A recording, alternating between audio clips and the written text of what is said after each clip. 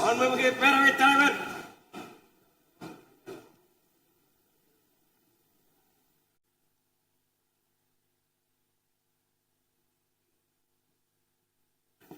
இன்சொலால் ஈத்து அளிக்க வல்லார்க்கு தன் சொலால் தான் கண்டனைத்து உலகு. இனிய சொற்களுடன் தக்கவர்க்கு பொருளை உதவி காக்க வல்ல அரசருக்கு இவ்வுலகம் தன் புகழோடு தான் கருதியபடி அமைவதாகும். இரங்கற் குறிப்புகள் அமரலாம்.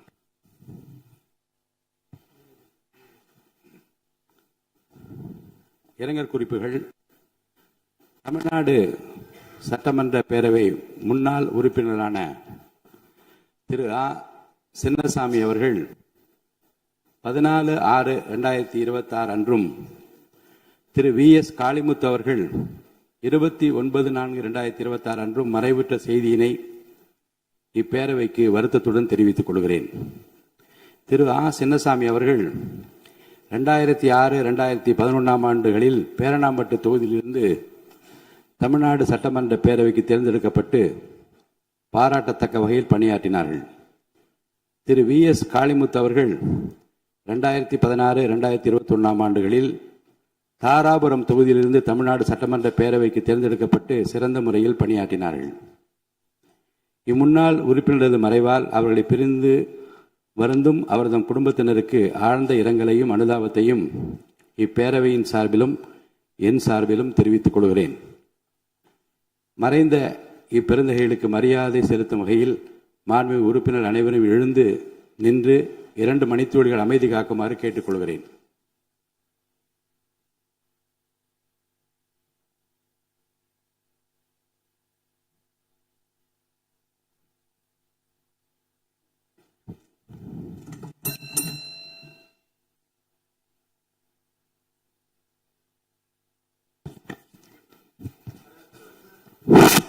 ஆளுநர் பேரவைக்கு நன்றி தெரிவிக்கும் தீர்மானம். ஆளுநர் பேரவைக்கு நன்றி தெரிவிக்கும் தீர்மானத்தின் மீது கொடுக்கப்பட்ட திருத்தங்கள் இன்று முன்மொழியப்பட்டு வழிமொழியப்பட வேண்டும். திருத்தங்களை முன்மொழிகின்ற உறுப்பினர்களுக்கு என்னுடைய அன்பான வேண்டுகோள். திருத்தங்களை முன்மொழிகின்ற உறுப்பினர்கள் நான் கொடுத்துள்ள திருத்தங்களை முன்மொழிகின்றேன் என்று சொன்னால் மட்டும் போதுமானது. கொடுத்துள்ள திருத்தங்கள் அவை நடவடிக்கை குறிப்பில் பதிவு செய்து கொள்ளப்படும். அதற்கு பிறகு முன்மொழிகின்ற உறுப்பினர்களுக்கு அருகில் அமர்ந்துள்ள உறுப்பினர் நான் அதை வழிமொழிகின்றேன் என்று சொன்னால் மட்டும் போதும். இந்த முறையை பின்பற்றும்படி நான் கேட்டுக்கொள்கிறேன். திருத்தங்கள் கொடுத்துள்ள உறுப்பினர் பெயரை நான் வரிசையாக படிக்கின்றேன். மாண்பு உறுப்பினர் திரு இரா ஜெயராமகிருஷ்ணன் அவர்கள்.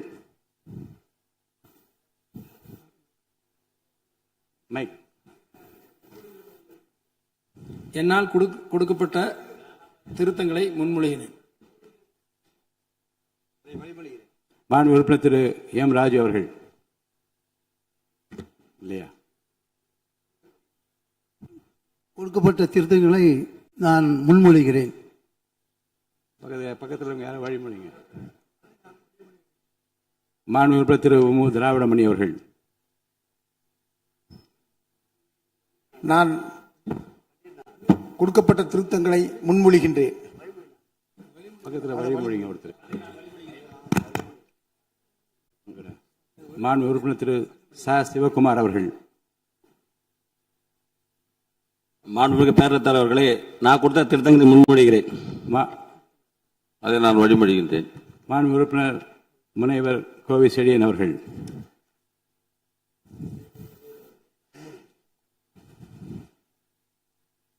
அதை நான் வழிமொழிகிறேன். மாண்பு உறுப்பினர் திரு பி. கே. சேகர் பாபு அவர்கள். தலைவர் அவர்களே, நான் கொடுத்த திருத்தங்களை முன்மொழிகிறேன். நான் வழிமொழிகிறேன். மாண்பு உறுப்பினர் திரு சிவஸ் வி. மெய்யநாதன் அவர்கள். மாண்புமிகு பேரவைத் தலைவர் அவர்களே, நான் கொடுத்த திருத்தங்களை முன்மொழிகின்றேன். அதை நான் வழிமொழிகிறேன். மாண்பு உறுப்பினர் திரு க. வைத்திலிங்கம் அவர்கள். பேரவைத் தலைவர் அவர்களுக்கு வணக்கம். நான் கொடுத்த திருத்தங்களை முன்மொழிகின்றேன். மாண்பு உறுப்பினர் முனைவர் ஆ. கணேஷ்குமார் அவர்கள். நான் வழிமொழிகிறேன். மாண்புமிகு பேரவைத் தலைவர் அவர்களே, நான் கவர்னர் உரையின் மீது கொடுத்த திருத்தங்களை முன்மொழிகிறேன். அது நான் வழிமொழிகிறேன். மாண்பு உறுப்பினர் திரு காதர் பாஷா முத்துராமலிங்கம் அவர்கள். மாண்புமிகு பேரவைத் தலைவர் அவர்களே, நான் கொடுக்கப்பட்ட தீர்மானங்களை முன்மொழிகிறேன். மாண்புமிகு உறுப்பினர் திரு அதை நான் வழிமொழிகிறேன். மாண்புமிகு உறுப்பினர் திரு தங்கம் தென்னரசு அவர்கள். பேரவைத் தலைவர்களே, நான் கொடுத்திருக்கக்கூடிய திருத்தங்களை நான் முன்மொழிகிறேன். மாண்புமிகு பேரவைத் தலைவர் அவர்களே, உறுப்பினர் அவர்கள் முன்மொழிந்ததை நான் வழிமொழிகிறேன். மாண்புமிகு உறுப்பினர் திரு மு தமிமுன் அன்சாரி அவர்கள் அவர் இருக்கையில் இல்லை. மாண்புமிகு உறுப்பினர் திரு க கருணாநிதி அவர்கள். முன்மொழிகிறேன். நான் அதை வழிமொழிகிறேன். மாண்புமிகு உறுப்பினர் திரு க கார்த்திகேயன் அவர்கள். அதை நான் முன்மொழிகிறேன். அதை நான் வழிமொழிகிறேன். மாண்புமிகு உறுப்பினர் திரு க அண்ணாதுரை அவர்கள். மாண்புமிகு பேரவைத் தலைவர் அவர்களே, திருத்தங்களை முன்மொழிகிறேன். நான் அதை வழிமொழிகிறேன். மாண்புமிகு உறுப்பினர் திரு த சாமிநாதன் அவர்கள். பேரவைத் தலைவர் அவர்களே, நான் கொடுத்த திருத்தங்களை முன்மொழிகிறேன். நான் அதை வழிமொழிகின்றேன். மாண்புமிகு உறுப்பினர் திரு சி வே கணேசன் அவர்கள். மாண்புமிகு பேரவைத் தலைவர் அவர்களே, நான் கொடுத்த திருத்தங்களை முன்மொழிகிறேன். அதை நான் வழிமொழிகின்றேன். மாண்புமிகு உறுப்பினர் திரு ஜி ஆர் வசந்தவேல் அவர்கள். அவர்களே, நான் கொடுத்த திருத்தங்களை முன்மொழிகின்றேன். அதை நான் வழிமொழிகிறேன். மாண்புமிகு உறுப்பினர் திரு அர சக்கரபாணி அவர்கள் இருக்கையில் இல்லை. மாண்புமிகு உறுப்பினர் திரு துரை சந்திரசேகரன் அவர்கள்.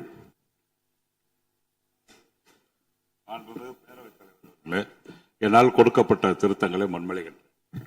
அதை நான் வழிமொழிகிறேன். மாண்புமிகு உறுப்பினர் திரு என் அசோக்குமார் அவர்கள். நான் அதை முன்மொழிகிறேன். வழிமொழிகிறேன். மாண்புமிகு உறுப்பினர் டாக்டர் கலை கதிரவன் அவர்கள். மாண்புமிகு பேரவைத் தலைவர் அவர்களே, நான் கொடுக்கப்பட்ட திருத்தங்களை முன்மொழிகிறேன். அதை நான் வழிமொழிகிறேன். மாண்புமிகு உறுப்பினர் திரு ஐ பி செந்தில்குமார் அவர்கள். மாண்புமிகு பேரவைத் தலைவர் அவர்களே, என்னால் கொடுக்கப்பட்ட திருத்தங்களை நான் முன்மொழிகின்றேன். மாண்புமிகு பேரவைத் தலைவர்களே, வணக்கம். அதை நான் வழிமொழிகிறேன். மாண்புமிகு உறுப்பினர் திரு ஏவா வேலு அவர்கள். மாண்புமிகு பேரவைத் தலைவர்களே, என்னால் கொடுக்கப்பட்ட திருத்தத்தை நான் முன்மொழிகிறேன். பேரவைத் தலைவர்களே, வழிமொழிகிறேன். மாண்புமிகு உறுப்பினர் திரு மு அப்துல் வஹாப் அவர்கள். மாண்புமிகு பேரவைத் தலைவர் அவர்களே, என்னால் கொடுக்கப்பட்ட தீர்மானங்களை முன்மொழிகின்றேன். அதை நான் வழிமொழிகிறேன். மாண்புமிகு உறுப்பினர் முனைவர் எம்.எச். ஜவஹருல்லா அவர்கள்.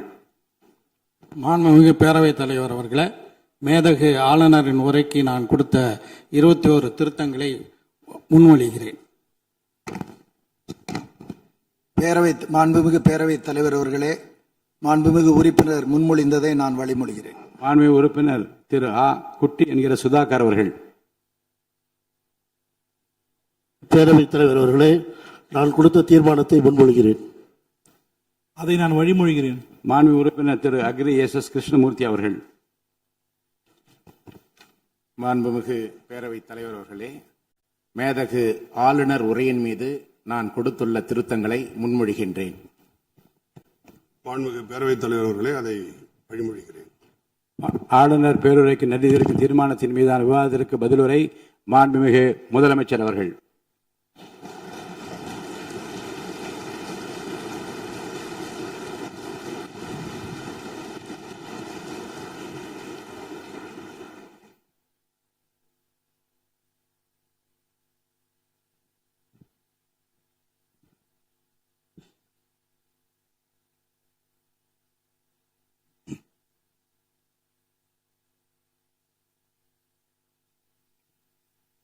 மாண்புமிகு பேரவைத் தலைவர் அவர்களே,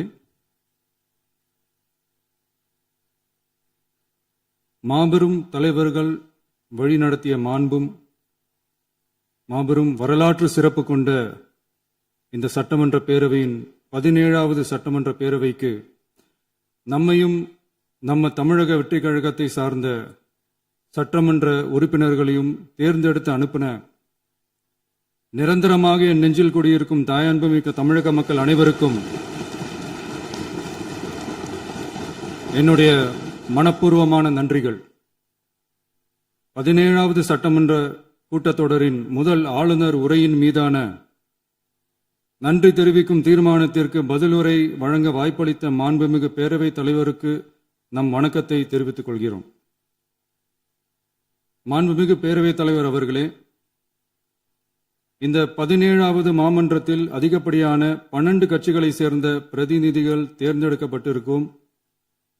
நாம கொள்கை ரீதியாகவும் நிலைப்பாடு ரீதியாகவும் வேறுபட்டு இருந்தாலும் மக்கள் பணி செய்வதுதான் நம்ம எல்லாருக்கும் பிரைமரியா இருக்கிற ஒரே எய்ம். அந்த வகையில தான் நம்ம எல்லாருமே நம்ம மக்களால் அங்கீகரிக்கப்பட்டு சட்டமன்றத்திற்கு வந்திருக்கிறோம். அதனால நாம கருத்தால் வேறுபட்டாலும் மக்கள் சேவை என்ற நோக்கத்தில் நம்ம மாநிலம் சார்ந்த விஷயங்கள்ல நம்ம எல்லாரும் ஒன்றிணைந்து பயணிச்சா நம்ம தமிழ்நாடு என்னைக்கும் எதிலையும் முதன்மை மாநிலமாக திகழும். ஆளுநர் உரைக்கு நன்றி தெரிவிக்கும் தீர்மானத்தில் பேசின மாண்புமிகு உறுப்பினர்களுக்கு நன்றி. எதிர்த்து பேசினாதான் எதிர்கட்சின்னு ப்ரூவ் பண்ண முடியும்னு நினைச்சுக்கிட்டு பேசின எதிர்கட்சியை சேர்ந்த எதிர்கட்சி தலைவர் உள்ளிட்ட மாண்புமிகு உறுப்பினர்களுக்கும் வணக்கமும் நன்றியும். பதிலுரை வழங்குற அதே நேரத்தில் நம்மளை சட்டமன்ற உறுப்பினராக தேர்ந்தெடுத்த பெரம்பூர் தொகுதி மக்களுக்கு நம்மளோட நெஞ்சார்ந்த நன்றிகள்.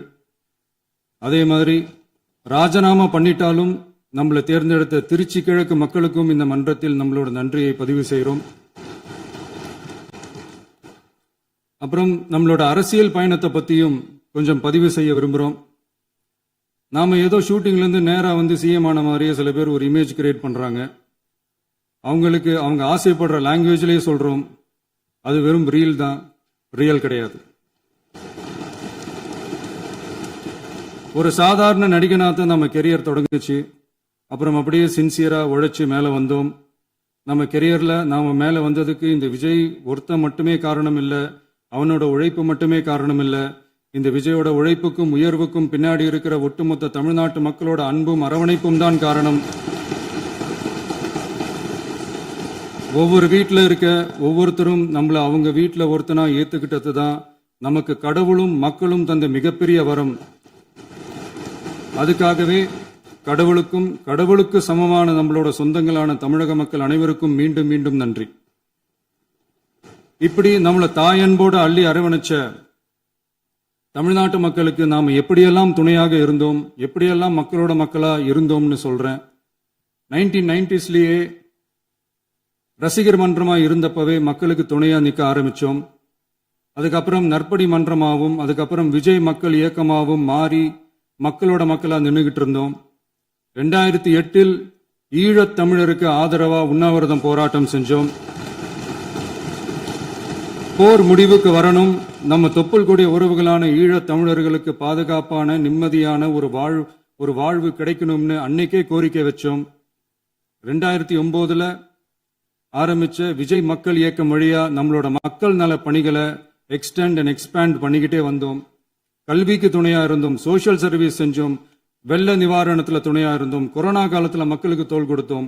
விலையில்லா விருந்தகம், குருதியகம், முட்டைப்பால் ரொட்டி திட்டம், விழியகம், பயிலகம், நூலகம், இப்படி பல வழியில மக்களுக்கு துணையா இருந்தோம். அப்புறம் நம்மளோட திரைப்படங்கள்ல நம்மளால முடிஞ்ச வரைக்கும் ஊழல் எதிர்ப்ப சொன்னோம், சமூக நீதியை சொன்னோம், கல்வியை பத்தி சொன்னோம், அரசியலை பத்தி சொன்னோம். அரசியலை பத்தி பேசுனதுனால நம்ம படங்கள் சந்திச்ச இது வரைக்கும் சந்திக்கிற பிரச்சனையை பத்தி எல்லாருக்குமே தெரிஞ்சதுதான்.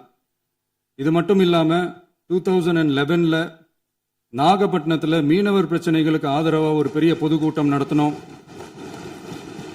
மீனவர்கள் மீதான தாக்குதலை கண்டிச்சு பேசி அதுல நம்மளோட எதிர்ப்பை பதிவு செஞ்சோம்.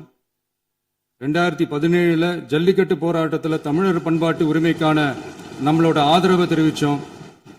2018 ஸ்டெர்லைட் போராட்டம், துப்பாக்கி சூட்ல பாதிக்கப்பட்ட நம்ம சொந்தங்களை நேர்ல சந்திச்சு ஆறுதல் சொன்னோம். 2021 உள்ளாட்சி தேர்தலில் விஜய் மக்கள் இயக்க வேட்பாளர்கள் போட்டியிட்டு ஜெயிச்சாங்க. கல்வி விருது விழா நடத்தி சிறந்த மதிப்பெண் பெற்ற மாணவ மாணவிகளுக்கு ஊக்கத்தொகையும் பரிசும் கொடுத்தோம்.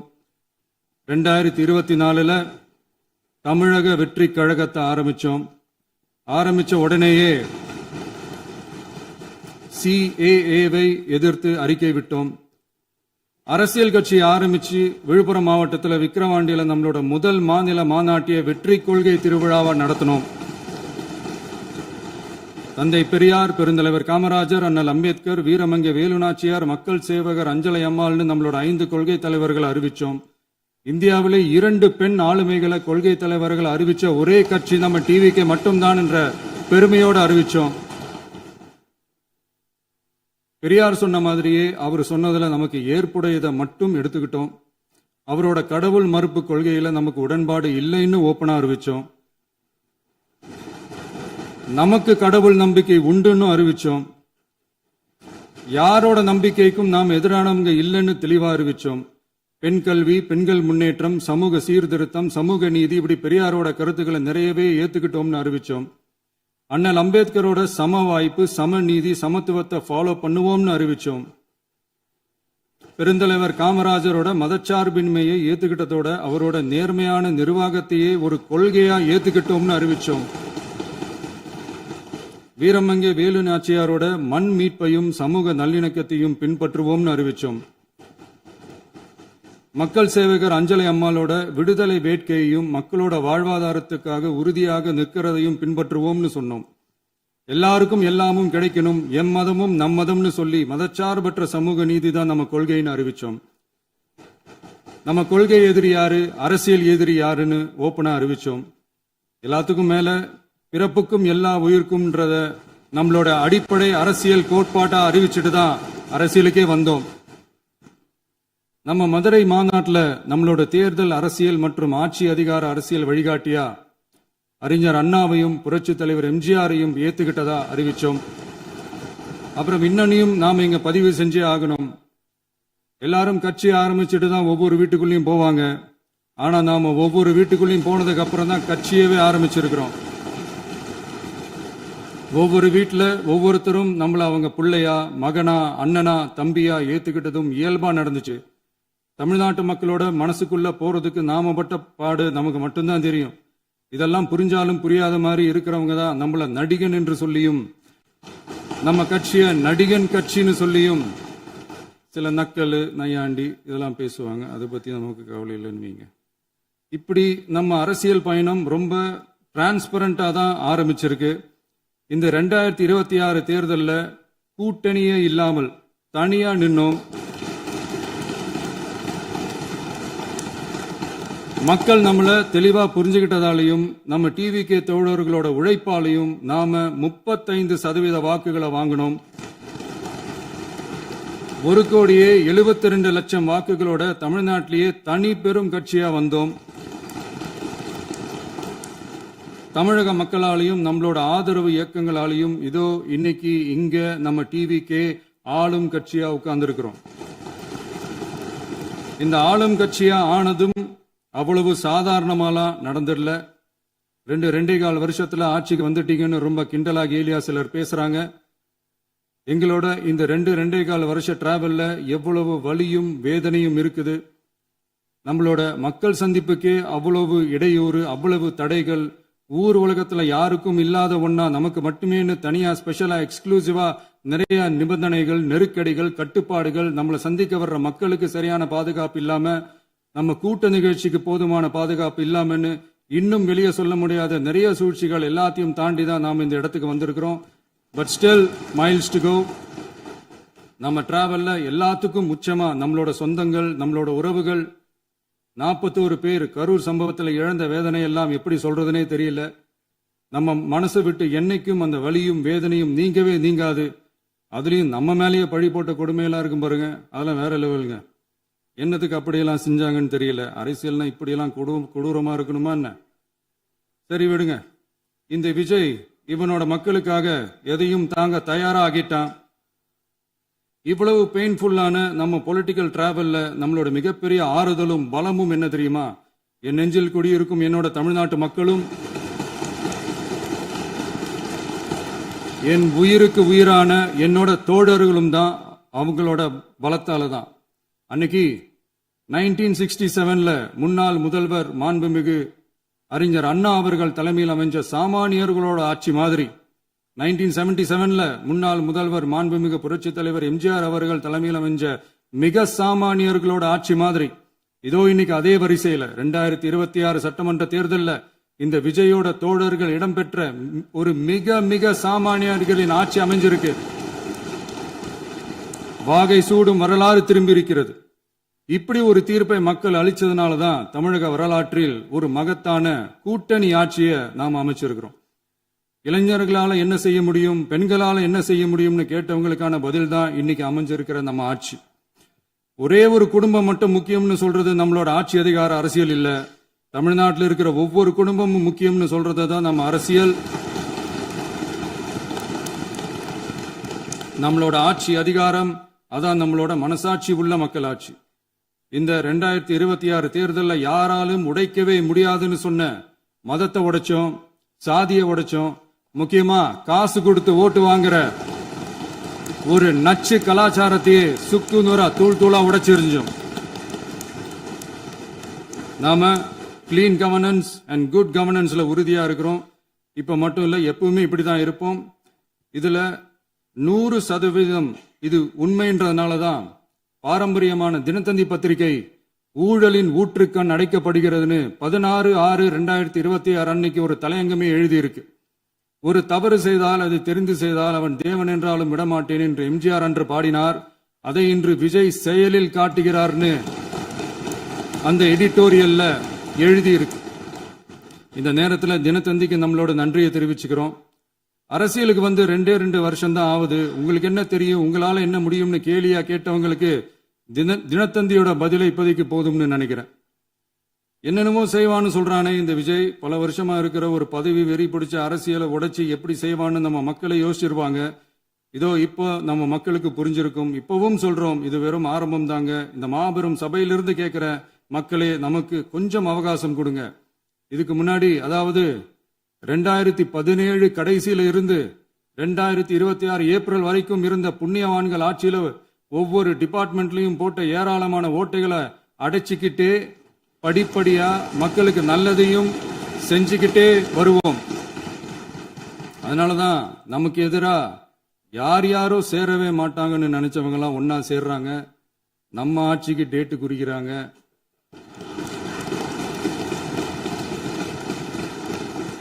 சரி, அவங்கள நம்ம மக்களே பார்த்துப்பாங்க, அதை விடுங்க.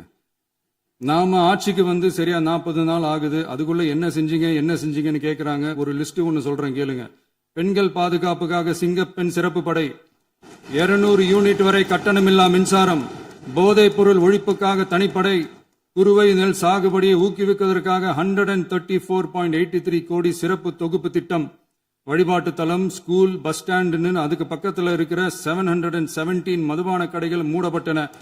அங்க வேலையில் இருந்தவர்களுக்கு வேறு கடைகளில் வேலை, கவனிக்கப்படாமல் விடப்பட்ட அம்மா உணவகங்கள் புதுப்பிக்கப்பட்டன. பத்திரப்பதிவு துறையில் பகல் கொள்ளைக்கு ஃபுல் ஸ்டாப் வைக்கப்பட்டுள்ளது. வருகையில்லா ஆவண பதிவு முறை கொண்டுவர உத்தேசிக்கப்பட்ட செயல்பாட்டில் உள்ளது.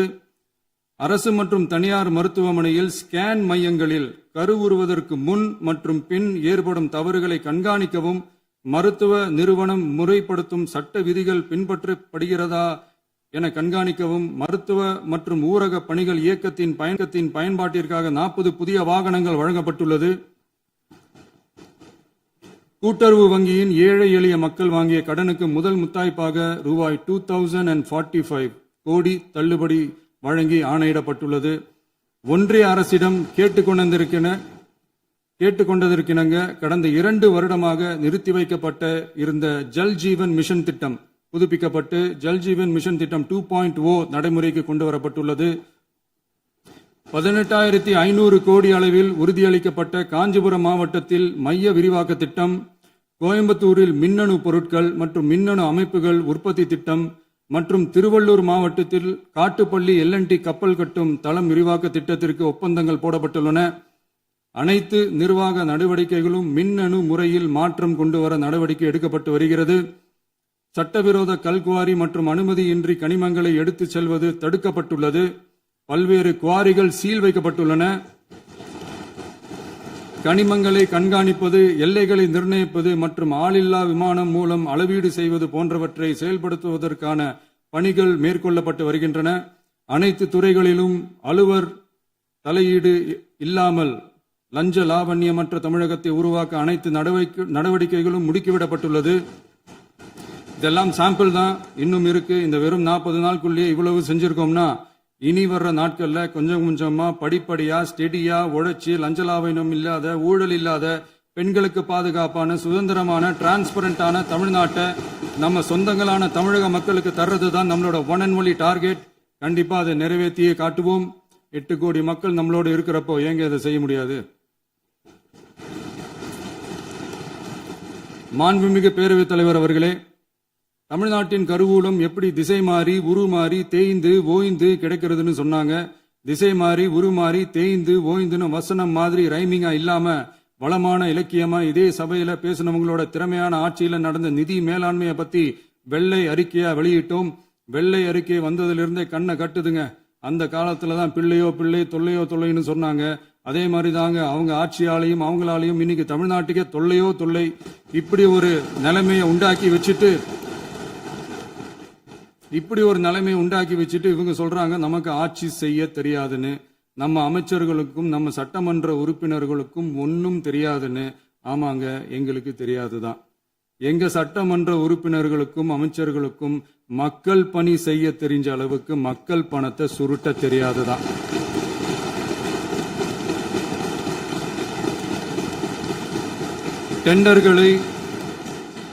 டெண்டர்களை முறைப்படுத்த தெரிஞ்ச அளவுக்கு அதோட ரேட்டை உயர்த்தி ஊழல் செய்ய தெரியாதுதான்.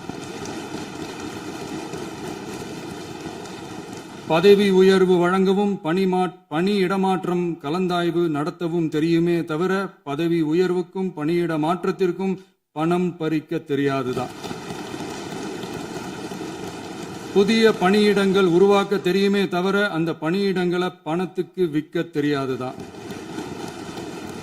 கோயில்கள்ல நடக்கிற நிர்வாக சீர்கேட்டை தடுக்க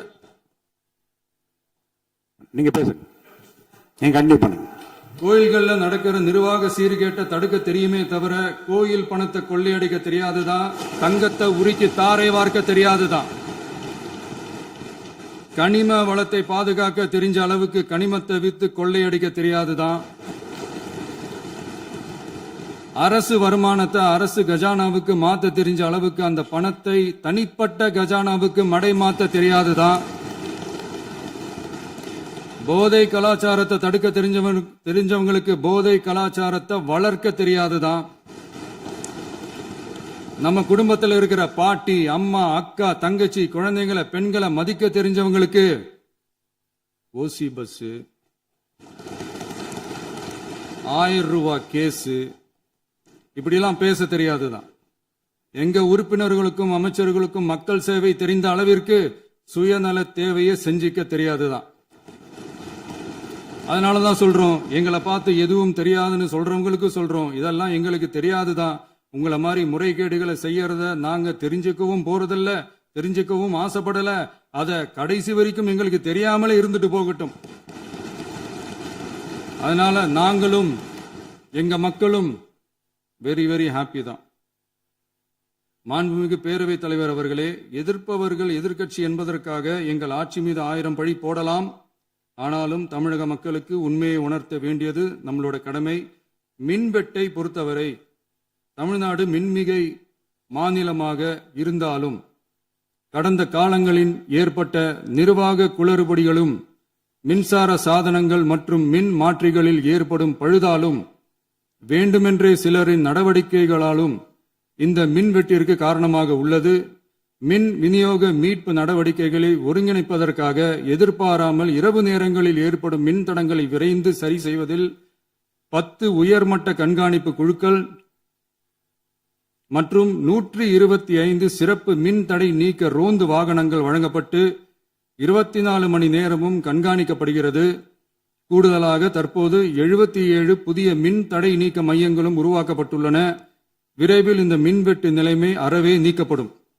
மாண்புமிகு பேரவைத் தலைவர் அவர்களே, நம்ம விவசாயிகள் எல்லாரும் நம்மளை நல்லா புரிஞ்சுக்கிட்டு தமிழக வெற்றி கழகத்தை ஏத்துக்கிட்டாலும் எதிர்கட்சிகளோட தூண்டுதலால சில இடங்கள்ல சில போராட்டங்கள் நடக்குது. எதிர்கட்சிகள் என்னதான் சித்து வேலை செஞ்சாலும் விவசாய பெருமக்கள் எல்லாரும் நம்ம ஆட்சி அவங்களுக்கான ஆட்சி தான் நல்லா புரிஞ்சுதான் வச்சிருக்கிறாங்க. இந்த வருஷம் எல்னினோ விளைவா எப்பவும் இருக்கிறத விட இந்த டைம் மழை குறையுங்கிறதையும் நம்ம விவசாயிகள் உணர்ந்துதான் இருப்பாங்க. இருந்தாலும் நம்ம அரசு நம்ம விவசாயிகளோட வாழ்வாதாரத்துக்காக பக்கபலமாகவும் உறுதியாகவும் துணை நிற்கும்ங்கிறத தெரிவிச்சுக்கிறோம். நம்ம தமிழகத்தில் ஏற்கனவே நடந்த அதி அற்புதமான சூப்பரான நிர்வாக திறன் கொண்ட 50 வருஷ அரசியல் அனுபவம் கொண்ட 2.0, 3.0, 4.0 பல 0.0 மாடல் ஆட்சி நடத்த கனவு கண்டவங்களோட அட்டகாசமான ஆட்சிக்காரங்க பல்வேறு விதமான நிதி நெருக்கடியை நம்ம மக்களுக்கும் நமக்கும் பரிசா கொடுத்துட்டு போய் இருந்தாலும் கூட்டுறவு வங்கிகளின் மூலம் 75,000 வரை பயிர்கடன் பெற்று குறு சிறு இதர பெரு விவசாயிகளுக்கு 100% முழுமையான பயிர்கடன் தள்ளுபடியும், 75,000க்கு மேல் கடன் பெற்றவர்களுக்கு குறைந்தபட்சமாக 35,000 பண பயன் கிடைக்கும் அளவிற்கு மொத்தம் 14,43,504 விவசாயிகளுக்கு ரூபாய் 5,932.23 கோடி பயிர்கடன் தள்ளுபடி வழங்கப்பட்டுள்ளது. மாண்புமிகு பேரவைத் தலைவர் அவர்களே, நாம ஒன்றியத்தில் கூட்டுறவு கூட்டாட்சி, மாநிலத்தில் சுயாட்சி என்ற கொள்கையை கொண்டவங்க தான் ஏற்கனவே அறிவிச்சிருக்கிறோம். தற்போதைய ஒன்றிய அரசு சார்ந்த கட்சியுடன் அரசியலில் கொள்கை அளவில் நேர் எதிராக நிக்கிறவங்க தான் நாம. அதே சமயத்தில் எதுக்கெடுத்தாலும் கண்ணை மூடிக்கிட்டு ஒன்றிய அரசோட மோதல் போக்கை விரும்புறவங்க நாம இல்ல. நமக்கு எப்பவுமே தமிழகத்தின் வளர்ச்சி மட்டும்தான் முக்கியம். அதுக்காக நம்மளோட அரசியல் ரீதியான கொள்கைகளையோ மாநில உரிமைகளையோ கொஞ்சம் கூட விட்டு கொடுக்கவே மாட்டோம். அதுல ரொம்ப தெளிவாகவும் உறுதியாகவும் இருக்கிறோம். இனியும் இப்படித்தான் இருப்போம். அதுல ஒருபோதும் மாற்றமே இருக்காது. அதனால இதுல யாரு திசை திருப்ப வேலையில் ஈடுபட்டாலும் அவங்க எல்லாரும் மக்கள் மத்தியில் தோற்பது உறுதி. எனவே நம்ம மக்களுக்கோ சிறுபான்மை சகோதரர்களுக்கோ நம்ம ஆதரவு இயக்கங்களுக்கோ எந்தவித சந்தேகமும் வேண்டாம். நாம் யாரோட டீமும் இல்ல. நாம எப்பவுமே பியூரான பீப்புள்ஸ் டீம். இன்னும் சொல்ல போனா நாம secular team, social justice team. மாண்புமிகு பேரவைத் தலைவர் அவர்களே, அரசு விழாக்கள், கல்வி நிறுவனங்கள் மற்றும் பல அதிகாரப்பூர்வ நிகழ்ச்சிகளோட தொடக்கத்தில் நம்ம தமிழ்தாய் வாழ்த்த பாடுறது தான் வழக்கமா இருக்கு. தமிழ்தாய் வாழ்த்த பொறுத்த வரைக்கும் நம் அரசு இதுல நம்மளோட உறுதியான நிலைப்பாட்டை ஒன்றிய அரசுக்கு மிக தெளிவா தெரிவிச்சிருக்கு.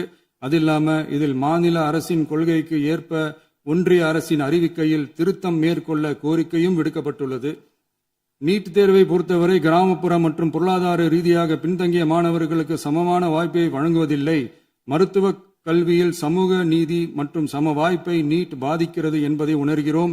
எனவே மருத்துவ படிப்புகளுக்கான சேர்க்கையை 12ஆம் வகுப்பு மதிப்பெண்களின் அடிப்படையில் நடத்த வேண்டும் என்று நமது அரசு வலியுறுத்தி வருகிறது. மத்திய அரசிடம் நீட்டிலிருந்து தமிழ்நாட்டிற்கு விலக்கு வழங்க வேண்டும் என்று கோரிக்கை விடுத்துள்ளது. மாண்புமிகு பேரவைத் தலைவர் அவர்களே, பேரறிஞர் அண்ணா அவர்கள் தலைமையிலான அரசு 1968 இருமொழி கொள்கையை நடைமுறைப்படுத்தியது.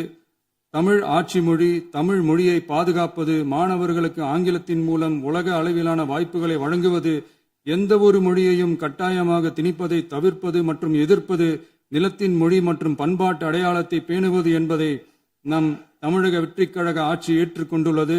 எனவே தமிழ்நாட்டில் தமிழ் ஆட்சி மொழி மற்றும் இருமொழி கொள்கை என்பதில் நமக்கு மாற்று கருத்தே இல்லை. மாண்புமிகு பேரவைத் தலைவர் அவர்களே, கடந்த 11/6/2026 அன்று நடந்த நிதி ஆயோக் கூட்டத்தில் தமிழ்நாடு அரசின் சார்பாக கலந்து கொண்டு வறுமையற்ற தமிழ்நாடு இயக்கம் உருவாக்க தேவையான நிதியையும், தமிழ்நாட்டுக்கு 2 எய்ம்ஸ் மருத்துவமனைகளை தருமாறும், மருத்துவம் மற்றும் பல் மருத்துவ படிப்பிற்கு 12ஆம் வகுப்பு மதிப்பெண் அடிப்படையில் இடங்களை நிரப்புதல் குறித்தும், செயற்கை நுண்ணறிவு தொடக்க நிறுவன வளர்ப்பு மையங்கள் தமிழ்நாட்டில் அமைக்கவும், இளைஞர் திறன் மற்றும் வேலைவாய்ப்பு இயக்கம் செயல்படுத்த வேண்டியும், பெண்கள் தலைமையிலான வளர்ச்சி குறித்தும், மீனவ சமுதாயங்களின் வாழ்வாதாரம் மற்றும் மீன்பிடி படகுகள் மற்றும் மீனவர்களை விடுவித்தல் குறித்து நிரந்தர நடவடிக்கை எடுக்க வேண்டியும், காலநிலை தாங்கும் தன்மை பெருந்திட்டம் 2045 கீழ் விண்வெளி உற்பத்தி மையத்தை தேசிய விண்வெளி உற்பத்தி மையமாக அறிவிக்க கோரியும், தமிழ்நாட்டில் சாலை போக்குவரத்து, நெடுஞ்சாலை மற்றும் ரயில்வே அமைச்சகத்தின் மேம்பாட்டு குறித்தும், அனைத்து கிராமங்களையும் டிஜிட்டல் இணைப்பு வசதி ஏற்படுத்துதல் குறித்தும், கூட்டு குடிநீர் திட்டம் தொடரவும், அரசின் விழாக்களில் தமிழ்தாய் வாழ்த்துக்கான முதலிடத்திற்கான கோரிக்கையும், மேகதாது அணை கட்டுமான நிறுத்தத்தை உறுதிப்படுத்தவும், மாநிலத்தின் மீது மும்மொழி கொள்கையை வற்புறுத்தாமல் புதிய கல்விக் கொள்கையை திணிக்காமல் தமிழகத்திற்கான கல்வித் தொகை ரூபாய் 3,284 கோடியை விடுவிக்க கோரியும், ஆண்டுதோறும் 5 லட்சம் இளைஞர்களுக்கு உதவித் தொகையுடன் கூடிய பணியினை தொழில்நுட்ப பயிற்சி வழங்க ஒத்துழைப்பு வழங்குமாறும், ஒகேனக்கல் 3ஆம் கட்ட கூட்டு குடிநீர் திட்டத்திற்கான நிதி ரூபாய் 2283.40 விடுவிக்கவும், வேலை வாய்ப்பு மற்றும் வாழ்வாதாரத்துக்கான உத்தரவாத திட்டத்தின் கீழ் வேலை வாய்ப்புகளை உருவாக்க உடனடி நடவடிக்கை மேற்கொள்ள வேண்டியும் மற்றும் திருக்குறளை தேசிய இலக்கியமாக அறிவிக்குமாறும் தமிழ்நாடு சார்பில் பேசியுள்ளோம் என்பதை தெரிவித்துக் கொள்கிறோம். மாண்புமிகு பேரவைத் தலைவர் அவர்களே, அண்டை மாநிலங்களுடனான நட்புறவு ஒரு மாநிலத்தின் வளர்ச்சிக்கும் நாட்டின் ஒற்றுமைக்கும் மிகவும் அவசியமானது. தமிழ்நாடு தனது அண்டை மாநிலங்களுடன் நதி நீர் பங்கீடு, பொருளாதாரம், கல்வி, கலாச்சாரம் மற்றும் போக்குவரத்து துறைகளில் நல்லுறவை பேணி வருகிறது. பரஸ்பர மரியாதை, ஒத்துழைப்பு மற்றும் கூட்டாட்சி தத்துவத்தின் அடிப்படையில் அண்டை மாநிலங்களுடனான நட்புறவை வலுப்படுத்தவும் நமது ஆட்சியில் காக்கப்படுகிறது. மாண்புமிகு பேரவைத் தலைவர் அவர்களே, சட்டம் ஒழுங்கை பத்தி பேச்சு வந்தது. சட்டம் ஒழுங்கு சரியா இருக்கணும் அப்படின்றதுல எங்களுக்கு மாற்று கருத்தே கிடையாது. கண்டிப்பா லா அண்ட் ஆர்டர் கரெக்டா இருக்கணும், கரெக்டா இருக்கும், இருக்க வைப்போம்.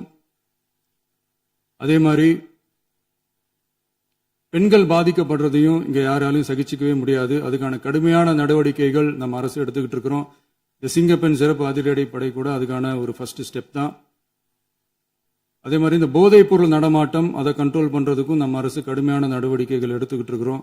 அதையும் கண்டினியூ பண்ணி எடுப்போம். மாண்புமிகு பேரவைத் தலைவர் அவர்களே, இப்ப நான் சொன்ன இந்த பிரச்சனைகள்லாம் இந்த 2026 போன மாசம் மே மாசம் 10ஆம் தேதி புதுசா வந்துடல.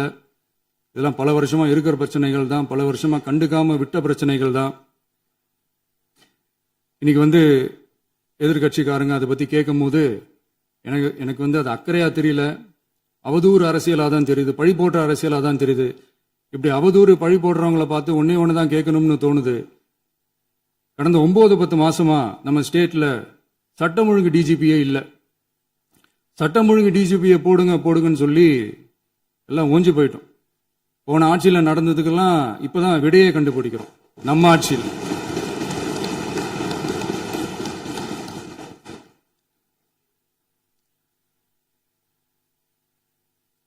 இந்த போதைப் பொருள் நடமாட்டம் எல்லாம் தாறுமாறா அப்படியே பரவி கொட்டி கிடக்குது. இதெல்லாம் இனிஷியல் ஸ்டேஜ்லயே யார் கண்ட்ரோல் பண்ணியிருக்கணும்? போலீஸ் டிபார்ட்மெண்ட் அப்போ யார் கையில இருந்தது? இத்தனை கேள்வி நம்மளை பார்த்து கேட்கறாங்களே, ஒரே ஒரு கேள்வி தான் நான் கேட்கணும்னு தோணுது. போலீஸ் டிபார்ட்மெண்ட்டை கையில வச்சுக்கிட்டு பிகினிங்லயே இனிஷியல் ஸ்டேஜ்லயே இந்த போதைப் பொருள் நடமாட்டத்தை ஏன் கண்ட்ரோல் பண்ணல? மனசாட்சி உள்ளவங்க இந்த பிரச்சனையெல்லாம் ஏன் நடக்குதுன்றது அவங்களுக்கே நல்லா தெரியும். இன்னைக்கு சட்டம் ஒழுங்கை பத்தி கேள்வி கேட்கக்கூடாதா அப்படின்னா தாராளமா கேட்கலாம். இது ஜனநாயக அரசு, மன்னராட்சியெல்லாம் கிடையாது, மனசாட்சி உள்ள மக்களாட்சி. அதனால கேள்வி கேட்கலாம், எல்லாருக்கும் எல்லா உரிமையும் உண்டு. விமர்சனம் செய்யலாம், எல்லாருக்கும் எல்லா உரிமையும் உண்டு. ஆனா நம்ம ஆட்சியில என்ன நடவடிக்கைகள் எடுத்திருக்கோன்றது தெரிஞ்சுக்கிட்டு அதுக்கேற்ற மாதிரி ஒரு நடுநிலையா பேசுனீங்கன்னா கொஞ்சம் நல்லா இருக்கும். சட்டம் ஒழுங்கை பத்தி யாருக்கு என்ன யோசனை இருந்தாலும், மக்கள் நலனுக்காக யாருக்கு என்ன யோசனை இருந்தாலும் அதை தாராளமாக சொல்லலாம். நம்ம அரசு அது காது கொடுத்து கேட்கும். ஆனா நம்ம அரசனுடைய நிர்வாகத்திறன் அதை பத்தி பேசுறவங்களுக்கு இந்த ஊரடிச்சு உலையில போட்டு ஊழல் மேல ஊழலா செஞ்சுக்கிட்டு அதுல இருந்து தப்பிக்கிறதுக்கு பேர் தான் நிர்வாகத்திறன் அப்படின்னு சொன்னா, அப்படிப்பட்ட ஒரு ஊழல் செய்யற நிர்வாகத்திறனை நம்ம அரசு ஒரு நாளும் செய்யாது. பொட்டி பெட்டியா பணத்தை வச்சுக்கிட்டு, பெட்டியை வச்சு எல்லாம் செஞ்சுக்கிட்டு, போதைப் பொருள் பாதுகாவல் கழக மாடல் அரசாங்கம் செஞ்ச ஒவ்வொரு ஊழலா வெளியில வந்துகிட்டு இருக்கு. டாஸ்மாக்ல அது என்னப்பா அது பேரு, பார்ட்டி ஃபண்ட், கட்சி நிதி அப்படின்ற பேர்ல அடிச்ச கொள்ளையெல்லாம் ஒண்ணா இப்போ கவர்மெண்டோட கஜானாவுக்குள்ள கொண்டு சேர்த்துக்கிட்டே இருக்கிறோம். உட்காருங்க. மாண்புமிகு முதல்வர்கள் பதிலுரைக்கு பிறகு பதிலுரைக்கு பிறகு நேரம் தரேன். அப்ப பேசட்டும், அவங்க பேசட்டும், அவங்கள பேச அனுமதி. உட்காருங்க.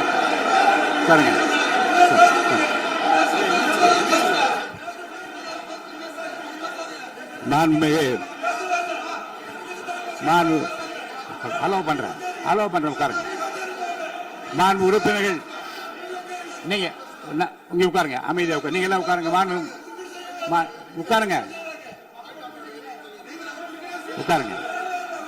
மாண்புமிகு நீங்க எல்லாரும் உட்காருங்க. அமைதியா உட்காருங்க. இருங்க உட்காருங்க. அப்புறம் நீங்க என்ன உட்காருங்க, நான் கொடுப்பேன், உட்காருங்க. நான் பாயிண்ட் ஆஃப் வர கொடுங்க, நான் கொடுக்குறேன். உட்காருங்க உட்காருங்க உட்காருங்க உட்காருங்க உட்காருங்க உட்காருங்க உட்காருங்க உட்காருங்க உட்காருங்க உட்காருங்க உட்காருங்க. மாண்புமிகு முதல்வர் அவர்கள் கோர்வையாக நிதானமாக சொல்லிக்கொண்டே இருக்கிறார். நீங்க குறிப்பெடுத்து வைத்துக் கொள்ளுங்கள். பேசி முடித்தவுடன் நான் உங்களுக்கு அவகாசம் தருகிறேன். நீங்க ஒன்னு ஒன்னா சொல்லுங்க, என்ன என்று நீங்க சொல்லுங்க. உங்க சொல்லுகிற வாய்ப்பை நான் உங்களுக்கு தருகிறேன். இப்போது மாண்புமிகு முதலமைச்சர் உங்கள் உரையை தொடரலாம்.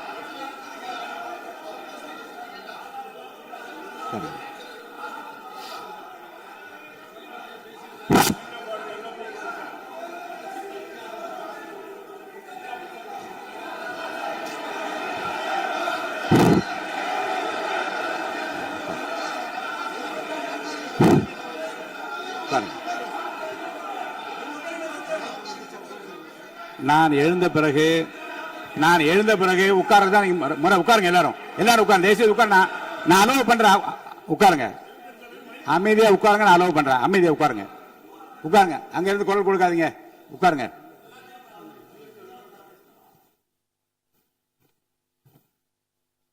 இனிமையான இந்த விவாதத்தில் இதுவரை குறுக்கீடுகள் இல்லாமல்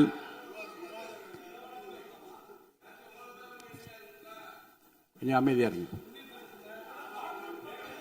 மாண்புமிகு முதல்வர் அவர்கள் பேசி முடித்தவுடன் பாயிண்ட் ஆஃப் ஆர்டர் கேட்டிருக்கேன், நான் அனுமதிக்கிறேன்.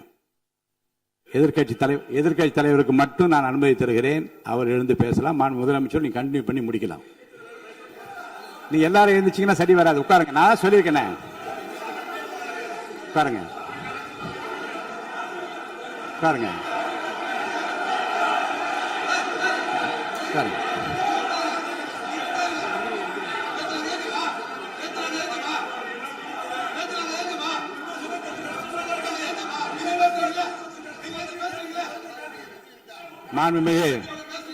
மாண்பு உறுப்பினர்கள் அமைதி காக்க வேண்டும். நேற்று எதிர்க்கட்சி தலைவர் பேசுகிற போதும் அவர் பேசுகிற எல்லாவற்றுக்கும் நான் அனுமதி அளித்தேன். அதுல பாயிண்ட் ஆஃப் கேளுங்க. அந்த விவாதத்தில் கேளுங்க. இப்போதும் மாண்புமிகு முதலமைச்சர் அவர்கள் பேசி முடித்த பிறகு நான் உங்களுக்கு அதுக்குரிய அவகாசத்தை தருகிறேன். நீங்க கேள்வி கேளுங்க. கேட்கிற உரிமையும் விளக்கத்தை பெற்றுக்கொள்ள உரிமை உங்களுக்கு இருக்கிறது. அதற்கு அவகாசம் நான் தருகிறேன்.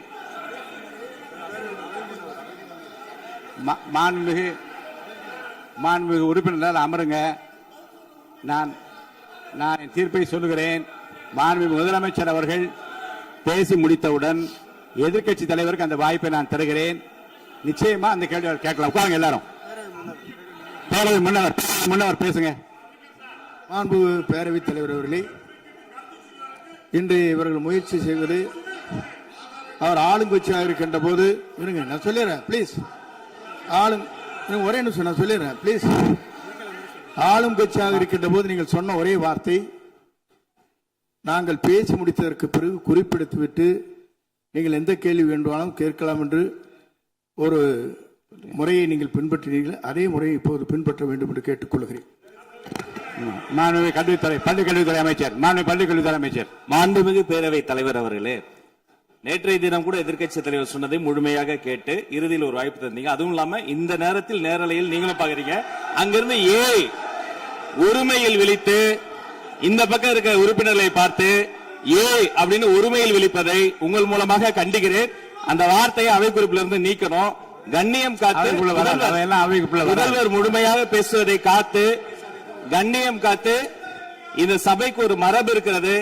அதை மூத்த உறுப்பினர்கள் பின்பற்றபடி உங்கள் மூலமாக கேட்டுக்கொள்கிறேன். மாண்புமிகு முதலமைச்சர் அவர்கள் உரையை தொடரலாம். நான் தரேன். நான் உறுதியாக மாண்புமிகு முதலமைச்சர் அவர்கள் பேசி முடித்தவுடன் எதிர்க்கட்சி தலைவருக்கு அந்த வாய்ப்பு தரப்படும் என்பதை உறுதியாக சொல்லிவிட்டேன். இடையிலே குறுக்கீடு செய்யாமல் அந்த பேச்சு முழுமையாக பேசி முடிக்க நீங்கள் அனுமதி வழங்க வேண்டும் என்று கேட்டுக்கொள்கிறேன். அமைதியா உட்காருங்க. அவங்க பேசி முடிக்கட்டும். நீங்க கேளுங்க. நான் என்ன சொல்றேன், கேட்கிற உரிமையும் விளக்கத்தை கேட்டு பெற உரிமை உங்களுக்கு இருக்கிறது. ஆனா இடையிலே குறுக்கீடு செய்யாமல் அதை முடிக்கும்படி நான் கேட்டுக்கொள்கிறேன். மாண்புமிகு முதலமைச்சர் அவர்கள் தொடர்ந்து நீங்க பேசலாம்.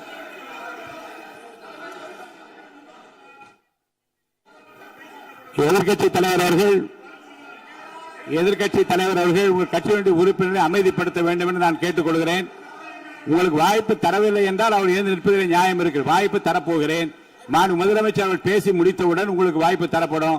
அது வரைக்கும் உங்களுடைய உறுப்பினரை அமைதி காக்க நீங்கள் தான் பார்த்துக் கொள்ள வேண்டும். மாண்புமிகு அவை முன்னவர்.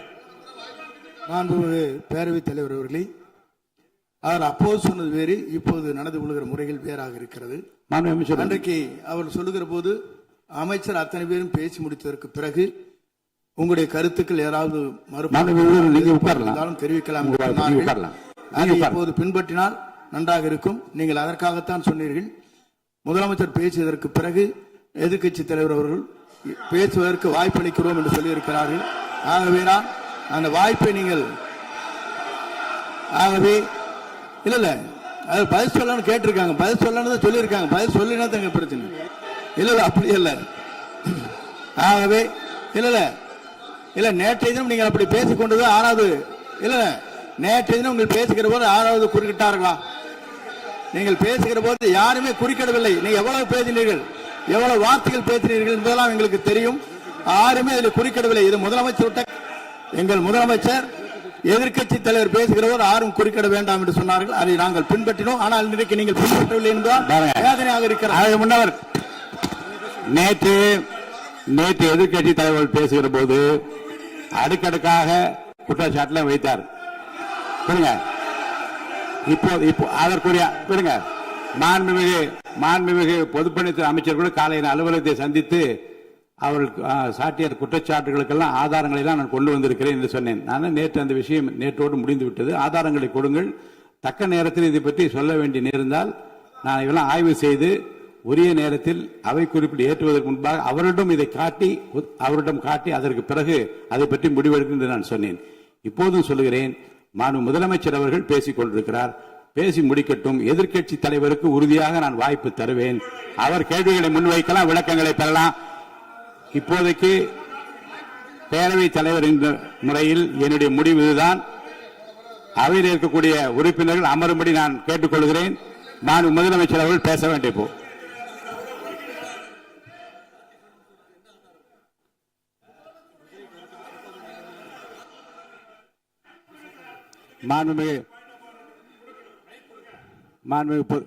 இருங்க. அவை முன்னவர் பேரவைத் தலைவர் அவர்களே, நேற்றைய தினம் நீங்கள் முழுமையாக பேசினீர்கள். உங்கள் பேச்சுக்கள் எப்படி இருந்தது என்பதும் நாடறியும். இருந்தாலும் கூட நாங்கள் அமைதியாக இருந்தோம். இல்ல நீங்க இருங்க. ஒவ்வொரு வார்த்தைக்கு இருங்க. நீங்க மின்வெட்டையில நீங்க சொன்னீங்க. உங்களுடைய முன்னாள் அமைச்சர் ஆற்காடு வீராசாமி இருக்கிற போது மின்வெட்டால் தான் நாங்கள் ஆட்சியே மாறியது என்றெல்லாம் சொன்ன கதையெல்லாம் இருக்கு. அதெல்லாம் சொன்னோம்னாங்க. நாங்களே அமைதியா இருந்தோம். அதுக்காக நீங்க தயவு செய்து எதிர்க்கட்சி தலைவருக்கு வாய்ப்பளிக்கிறார்கள். அந்த வாய்ப்பை நீங்கள் அவர் முதலமைச்சர் பேசுவதற்கு பிறகு பேசினால் அழகாக இருக்கும். அவை முன்னர் பள்ளி கல்வித்துறை அமைச்சர். மாண்புமிகு பேரவைத் தலைவர் அவர்களே, அவர் ஒரே ஒரு வார்த்தையை தான் சொன்னார். பார்ட்டி ஃபண்ட் என்ற வார்த்தையை கேட்டு எதிர்க்கட்சி நண்பர்கள் கோபப்படுகிறார்கள். ஆனால் அதன் மீது உங்களுக்கு பாயிண்ட் ஆஃப் ஆர்டர் தருவதாகவும் நீங்கள் சட்டப்பேரவைத் தலைவர் சொல்கிறீர்கள். நேற்றைய தினம் இதே போல வெற்றி தலைவர் அவர்களினுடைய வழிகாட்டில் வளர்ந்த நாங்கள் சகிப்புத்தன்மையோடு அவர்கள் பல வார்த்தைகள் சொன்னார்கள். புதிதாக சோஃபா மாடல் என்றார்கள், குதிரை பேரம் என்றார்கள், எத்தனையோ வார்த்தைகள் சொன்ன போது சகிப்புத்தன்மையோடு அதை கேட்டு பொறுமையாக இருந்தோம். இவர்கள் குதிரை பேரம் எல்லாம் அவைக்குள் நீக்கப்பட்டு விட்டது. சரி, சோஃபா மாடல் என்று சொன்னார்கள். ஆதாரம் கேட்டு இப்படி எழுந்து நாங்கள் கொந்தளிக்காமல் ஒரு சட்டமன்றத்தில் ஒரு உறுப்பினர் எப்படி நடந்து கொள்ள வேண்டும் என்பதற்கு எடுத்துக்காட்டாக தமிழக வெற்றி கழகத்தின் உறுப்பினர்கள் நடந்து கொண்டார்கள். இப்போது மதிப்பிற்குரிய எதிர்க்கட்சி தலைவர் அவர்களே, உங்கள் ஊடாக நான் கேட்பது என்னவென்றால், அவர்களினுடைய கட்சி உறுப்பினர்களை அவர் அமைதிப்படுத்தி முதல்வர் அவர்கள் உரையை முழுமையாக கேட்டு சகிப்புத்தன்மைக்கு சட்டமன்றத்தில் இந்த பக்கம் மட்டுமல்ல அந்த பக்கமும் எடுத்துக்காட்டாக இருப்பதற்கு அவர் வழிவகை செய்ய வேண்டும் என்று உங்கள் மூலமாக கேட்டுக்கொள்கிறேன். நான் பொதுப்பணித்துறை அமைச்சர்.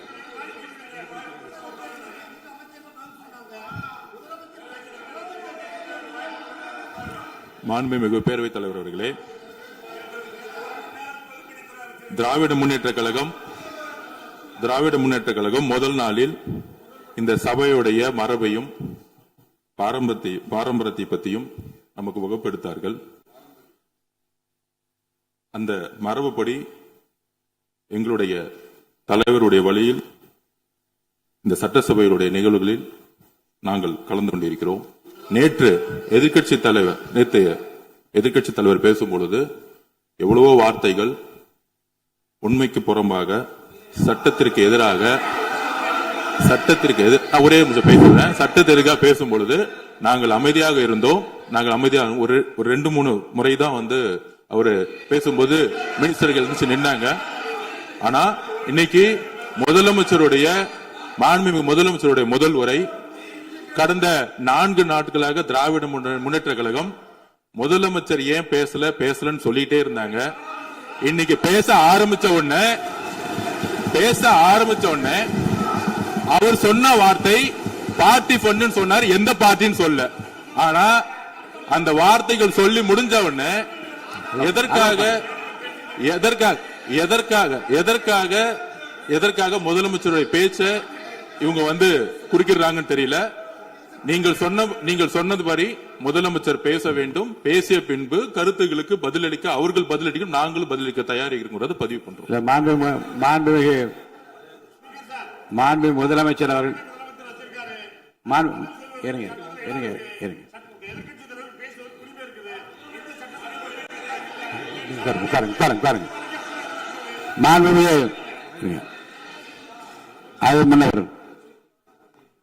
மரபு இருக்கிறது, எப்போது வேணா பாயிண்ட் ஆஃப் ஆர்டர் இருக்கலாம். இருந்தாலும் கூட நீங்க அந்த மரபை நீங்க கடைபிடித்தீங்களா உங்க ஆட்சியில?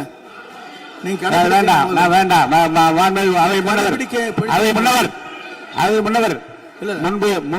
முன்பு எப்படி நடந்தால் என்பதை பற்றியோ முன்பு நடந்த நிகழ்வுகள் பற்றியோ நீங்கள் சொல்லி மீண்டும் மீண்டும் இந்த அவையினுடைய மாண்பை குறைக்க வேண்டாம் என்று நான் கேட்டுக்கொள்ள வேண்டாம். இப்போது உள்ள பிரச்சனை மாண்பு முதலமைச்சர் அவர்கள் தன்னுடைய பேச்சை உறுதி செய்து முடிக்க வேண்டும். அவர் முடித்த பிறகு எதிர்க்கட்சி தலைவருக்கு நான் நிச்சயமாக வாய்ப்பு தருவேன். அவர் கேள்வி கணைகளை தொடுக்கலாம், சந்தேகங்களை கேட்கலாம். விளக்கம் தருவதற்கு மாண்பு முதலமைச்சர் அவர்கள் தயாராக இருக்கின்றார். அமைதியாக என்னை அமரும்படி நான் கேட்டுக்கொள்கிறேன். இப்போது நான் அனுமதிக்க முடியாது. மாண்பு முதலமைச்சர் உரையை தொடரலாம்.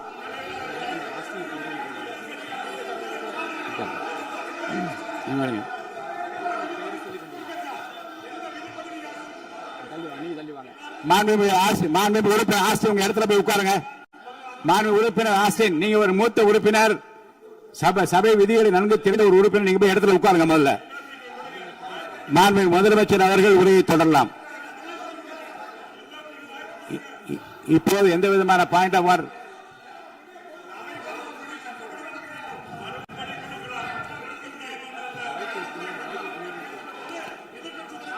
நான் வாய்ப்பு இல்லை என்று சொன்னால் நீ எழுந்து நிற்பதிலே நியாயம் இருக்கிறது. உட்காருங்க. வாய்ப்பு உறுதியாக எதிர்க்கட்சி தலைவருக்கு பாயிண்ட் ஆஃப் ஆர்டர் மட்டுமல்ல, உட்கார்ந்து அவர் பேசிய பேச்சுக்களை என்னென்ன இருங்க என்ன என்ன என்ன என்ன என்ன உங்களுக்கு சந்தேகம் இருக்கிறதோ வினாக்கள் இருக்கிறதோ அதை நீங்க கேட்கலாம். அவர் பதில் சொல்வதற்கு தயாராக இருக்கிறார். பேசி முடிக்கின்ற வரை அமைதி காக்கும்படி உங்களை நான் கேட்டுக்கொள்கிறேன். மாண்புமிகு எதிர்க்கட்சி தலைவர் முழு ஒத்துழைப்பை நீங்கள் தர வேண்டும் என்று நான் எதிர்பார்க்கிறேன்.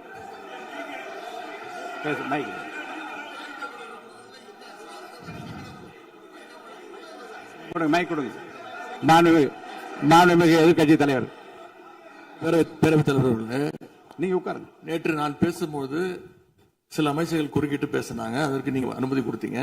அதே மாதிரி இன்னைக்கு முதலமைச்சர் பேசும்போது சில வார்த்தைகள், தவறான வார்த்தைகள் பேசுறாரு. அவர் பார்ட்டி ஃபண்ட் அப்படின்னு சொல்லியிருக்கிறாரு. அவர் அமைச்சர் அந்த பார்ட்டி ஃபண்ட் எந்த பார்ட்டின்னு கூட சொல்ல தைரியம் இருந்தா சொல்லுங்க. நாங்க அதெல்லாம் ஃபேஸ் பண்ண தயாரா இருக்கோம். எதையும் ஆதாரத்தோடு எதையும் பேசுங்க. நீங்க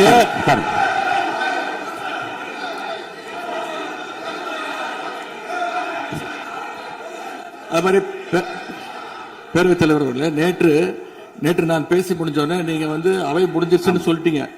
நாங்கெல்லாம் வீட்டுக்கு போயிட்டோம். வீட்டுக்கு போய் டிவி போட்டு பார்த்தா அங்க இன்னொரு அமைச்சர் இன்னும் பதில் சொல்லிட்டே இருந்திருக்கிறாரு.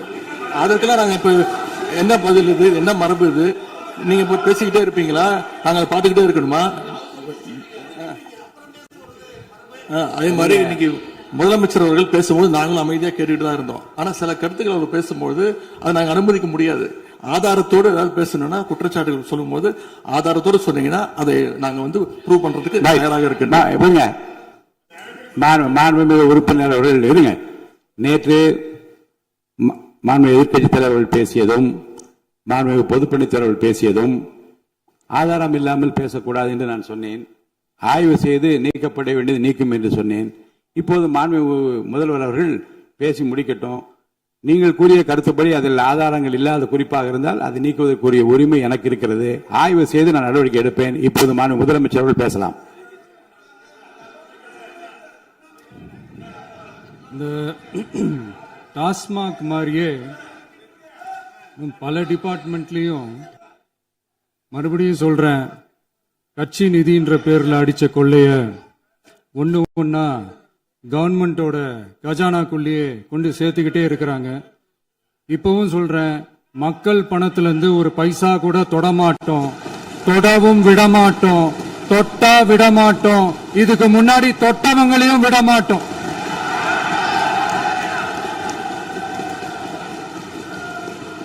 ஒவ்வொரு ஊழலா வெளியில வரும் போலே,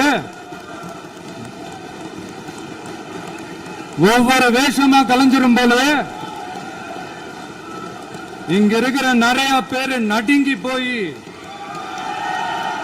இதுல நம்ம மேல அவதூறு வேற. இப்ப புதுசா ஒரு வெப்பன் ஒண்ணு கொண்டு வந்திருக்காங்க. அது என்ன தெரியுமா? அவங்க தயவால தான் நம்ம ஆட்சி நடக்குதான்.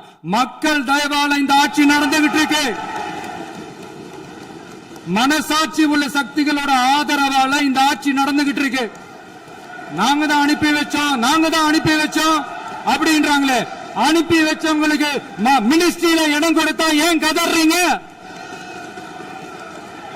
ஏன் இவ்வளவு கோவம்? ஏன் இவ்வளவு கதறல்? இதுல இன்னொரு முக்கியமான விஷயம், மார்க்சிஸ்ட் கம்யூனிஸ்ட் கட்சி நமக்கு ஆதரவு கொடுத்தது சுயேட்சையா எடுத்த முடிவுன்னு சொல்றாங்க. அதே மாதிரி இந்திய கம்யூனிஸ்ட் கட்சி நமக்கு ஆதரவு கொடுத்தது சுயேட்சையா எடுத்த முடிவுன்னு சொல்றாங்க. இதுல எங்க இருந்து நாங்க தான் அனுப்பி வச்சோம்னா புரியலையே. மக்களுக்கு நல்லா புரியும், எல்லாத்தையும் தெளிவா பார்த்துக்கிட்டு இருக்கிறாங்க.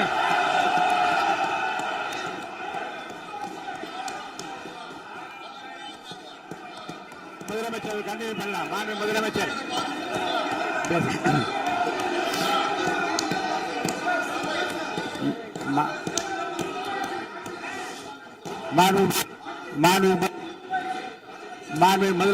கண்டினியூ பண்ணலாம். நீ கண்டினியூ பண்ணலாம்.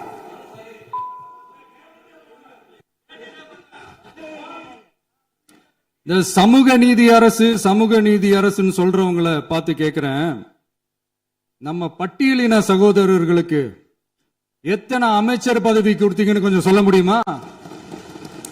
ஆனா நம்மளுடைய அரசுல 8 அமைச்சர் பதவிகள் யாருக்கு? நம்ம பட்டியலின சகோதரர்களுக்கு. எல்லாம் நம்ம அண்ணன், நம்ம தம்பி, நம்ம தங்கச்சிங்க. அண்ணல் அம்பேத்கர் அவர்களுடைய கிட்டத்தட்ட 100 ஆண்டு கால கனவு இப்ப நிறைவேறி இருக்கு. நான் ஏன் கொஞ்சம் சவுண்டா பேசுறேன் அப்படின்னா அவங்களுக்கு கேட்கணுன்றதுக்காக தப்பா எடுத்துக்காது. அதே மாதிரி பெண்களோட பாதுகாவலர் நாங்க தான் அப்படின்னு சொல்லிக்கிறவங்களை கேட்கிறேன், எத்தனை பெண்களுக்கு அமைச்சர் பதவியில இடம் கொடுத்தீங்க கொஞ்சம் சொல்ல முடியுமா? எங்க அரசுல 4 சகோதரிகளுக்கு அமைச்சர் பதவி கொடுத்திருக்கிறோம்.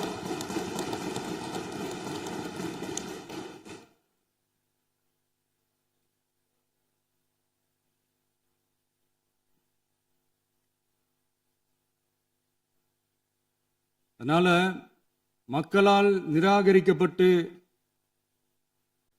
மக்களால் அகற்றப்பட்டவங்களுக்கு ஒண்ணு சொல்லிக்கிறோம், தப்பே செய்ய மாட்டோம், ஊழலே செய்ய மாட்டோம், நேர்மையா தான் இருப்போம், நியாயமா தான் இருப்போம் அப்படின்னு சொல்றவங்களால மட்டும்தான் கூட்டணி ஆட்சி அமைக்க முன்வரும். ஆட்சியிலையும் பங்கு, அதிகாரத்திலையும் பங்கு கொடுக்க முன்வரும்.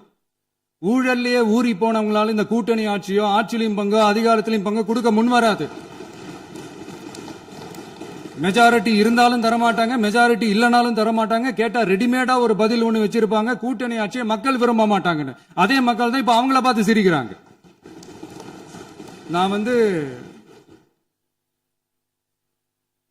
பதவியேற்ற அன்னைக்கு கொஞ்சம் டைம் அவகாசம் கேட்டேன். எதுக்கு கேட்டேன்? நிதி நிலைமைலாம் கொஞ்சம் மோசமா இருக்குது, அதெல்லாம் கொஞ்சம் சரி செஞ்சுக்கிட்டு படிப்படியா கொஞ்சம் கொஞ்சமா நான் கொடுத்த வாக்குறுதிகள்லாம் செயல்படுத்துவேன், அதுக்காக கொஞ்சம் டைம் அவகாசம் கேட்டேன். நான் ஏதோ வேற எதுக்காகவோ வேற யாருக்காகவோ ஏதோ அவகாசம் கேட்ட மாதிரி. அடுத்து இங்க சபையில இல்லாதவங்களை பத்தி பேச வேண்டாம்னு நினைக்கிறேன்.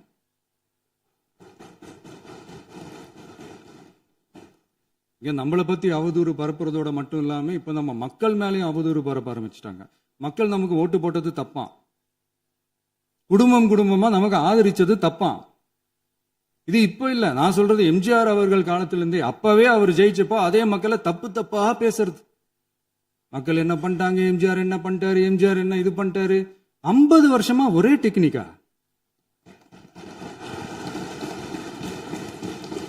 டெக்னாலஜி எல்லாம் மாறி வேற எங்கேயோ போயிட்டு இருக்கு பஸ். இதுல கொஞ்சம் டெக்னிக்காச்சும் கொஞ்சம் மாத்தினா கொஞ்சம் நல்லா இருக்கும்.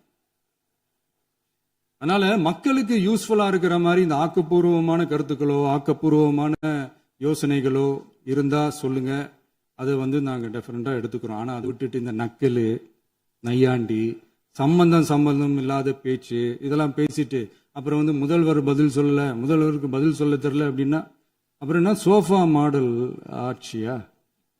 அது என்னன்னு புரியறதுக்கே எனக்கு ரொம்ப நாள் ஆச்சு. இந்த sofa set, table chair, teapoy, furniture பிசினஸ்லாம் வேற எங்க வெளியில போய் பண்ண சொல்லுங்க.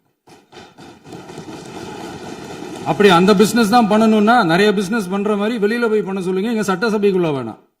அதனால ஆக்கப்பூர்வமான கருத்துக்கள் இருந்தா சொல்லுங்க, டெஃபினட்டா அது சரியா இருந்தா நாங்க ஏத்துக்கிறோம். எனக்கு ஒரு குட்டி கதை ஒண்ணு ஞாபகம் வருது, சொல்லாமா? ஒரு ஊர்ல ஒரு பெரியவர் வெயில் ரொம்ப ஜாஸ்தியா இருக்குன்னு சொல்லிட்டு கண்ணுக்கு மேல கை வச்சுக்கிட்டு இப்படி சுத்தி முத்தி தேடிக்கிட்டு இருந்தாராம். அப்ப கூட இருந்த ஒரு சின்ன பையன் என்ன தேடுறீங்க அப்படின்னு கேட்டானா. அதுக்கு அந்த பெரியவர் சொன்னாரா, அது ஒண்ணு இல்ல தம்பி, உங்க அப்பா இங்கதான் இருப்பாருன்னு சொன்னாங்க, அதான் தேடிக்கிட்டு இருக்கேன். எங்க உங்க அப்பாவையா காணோம்?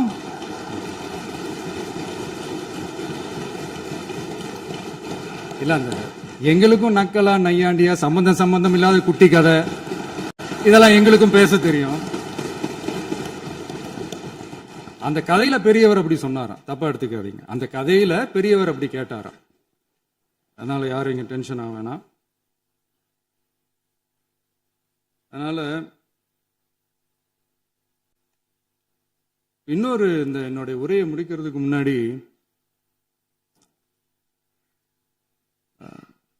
போயிட்டாங்க, பேசலாமா?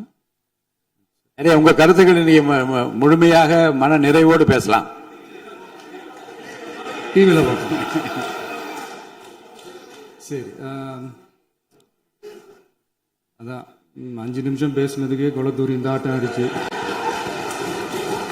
பேசுனா அப்புறம் என்ன பண்றது? கடைசியா நான் இந்த உரையை முடிக்கிறதுக்கு முன்னாடி ஒரு முக்கியமான ஒரு விஷயம் பத்தி சொல்லணும். ஆளுநர் உரை அன்னைக்கு இந்த தமிழ் தாய் வாழ்த்துக்கு அப்புறம் தேசிய கீதம் பாடினது தப்பு, தேசிய கீதம் 2 முறை பாடினது தப்பு. அப்படி ஒரு நிகழ்வு இதுக்கு முன்னாடி இந்த சட்டசபையில நடந்ததே கிடையாது. அந்த மரபையே மாத்திட்டீங்க. இப்படி ஒரு பெரிய ஒரு போர் மாதிரி எதிர்கட்சியை சார்ந்தவங்க எல்லாம் சொன்னாங்க இல்லையா? அந்த மாநில உரிமை போராளிகளை, அந்த மரபு காக்கிற உரிமை போராளிகளை ஒரே ஒரு கேள்விதான் கேட்கணும். 2021 ஆகஸ்ட் 2 ஞாபகம் இருக்கா? Centenary celebration of Tamil Nadu legislature. அந்த ஃபங்க்ஷன்ல நம்ம முன்னாள் முதலமைச்சர் கருணாநிதி அவர்களோட கலைஞர் அவர்களுடைய கலைஞர் அவர்களுடைய புகைப்படத்தை மாண்புமிகு குடியரசுத் தலைவர் திறந்து வைக்கிற ஒரு ஃபங்க்ஷன். அந்த ஃபங்க்ஷன்ல national anthem followed by Tamil Thai Vazhthu அப்படின்னு அறிவிச்சது ஞாபகம் இருக்கா? அதாவது தேசிய கீதத்துக்கு அப்புறமா இரண்டாவது முறையா, நோட் திஸ் பாயிண்ட் மாண்புமிகு பேரவைத் தலைவர் அவர்களே, ப்ளீஸ் நோட் திஸ் பாயிண்ட். தேசிய கீதத்துக்கு அப்புறம் இரண்டாவது முறையாக தமிழ் தாய் வாழ்த்து பாடப்படும் அப்படின்னு சொன்னது ஞாபகம் இருக்கா? அதுவும் முத்தமிழ் அறிஞர் அப்படின்னு சொல்ற நம்ம கலைஞர் அவர்களுடைய அந்த புகைப்படம் வெளியிட்டு விழாவில் அவர் இருந்த இதே சபையில தமிழ இரண்டாவது இடத்துக்கு தள்ளினது யாருன்னு ஞாபகம் இருக்கா? அது மட்டும் இல்ல, அந்த தேசிய கீதத்தை நாட்டுப்பண் நேஷனல் ஆந்தம்னு சொல்லி அதே பங்கன்ல கடைசியா பங்கன் முடியும் போது செகண்ட் டைம் தேசிய கீதம் பாடினதும் ஞாபகம் இருக்கா? இதே அவையில் தான் அது அவை குறிப்பிலும் இருக்கிறது. இதே அவையில் தான் நடைபெற்றது. இந்த தக்க நேரத்தில் இந்த ஆதாரங்களை அளித்த மாண்பு முதல்வர்களுக்கு நன்றியை தெரிவித்துக் கொள்கிறேன். டவுட் இருந்தா இந்த புக்கை பார்த்து தெரிஞ்சுக்கலாம். அதனால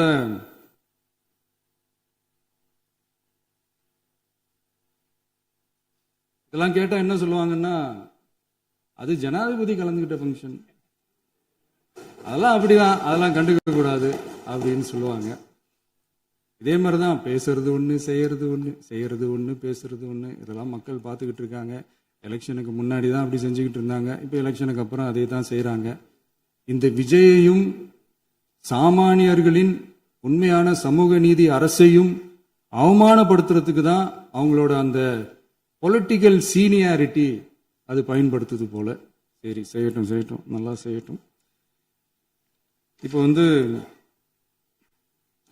ஆனாலும் நம்மளுடைய மாநில உரிமை, மொழி உரிமை, உத்தமபுத்திரர் போல வேஷம் போடுற எதிர்கட்சிக்கு ஒன்றை மட்டும் ஆணித்தரமாக சொல்றோம்.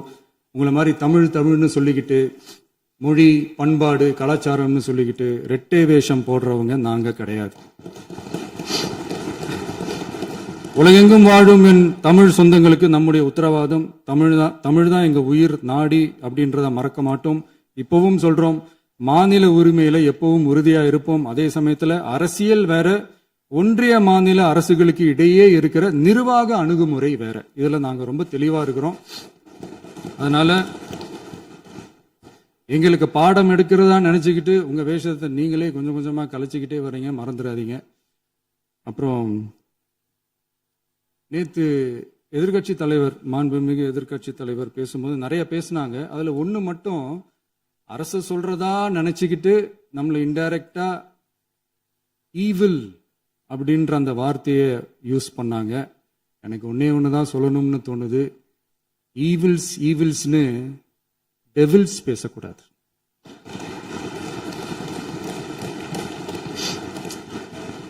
அவங்க இருந்திருந்தா ஒரு ஆக்ஷன் பண்ணணும்னு எனக்கு தோணுச்சு. எல்லாரும் போயிட்டாங்க. பர்மிஷன் பண்ணலாமா? இப்பவும் பண்ணலாம், ஒன்றும் தப்பு இல்லை.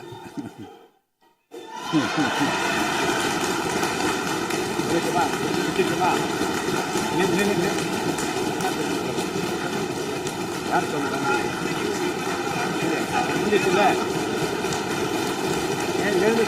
சொல்லட்டுமா?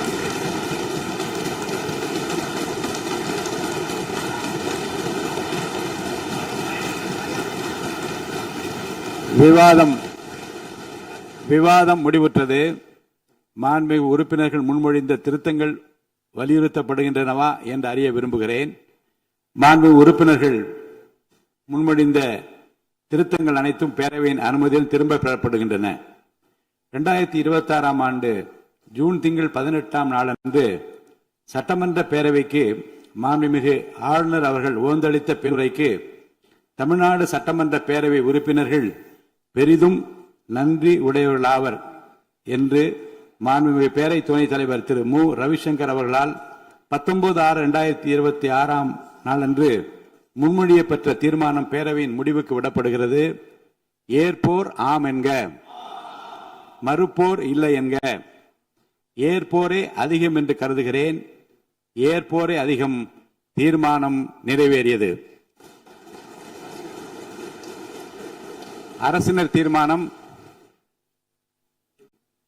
பேரவை மீண்டும் கூடும் நாள் குறிப்பிடப்படாமல் ஒத்திவைக்கப்பெறும் தீர்மானம். மாண்புமிகு பேரவை முன்னவர் அவர்கள். மாண்புமிகு பேரவைத் தலைவர் அவர்களே, பேரவை விதி 25 1 கீழ் 1 படி பேரவை மீண்டும் கூடும் நாள் பெறாமல் ஒத்திவைப்பு பெறலாம் எனும் தீர்மானத்தை மொழிகிறேன். மாண்புமிகு பேரவை முன்னவர் அவர்களின் தீர்மானம் பேரவையின் முடிவுக்கு விடப்படுகிறது. ஏற்போர் ஆம் என்க, மறுப்போர் இல்லை என்க. மறுப்போரே இல்லை என்று கருதுகிறேன்.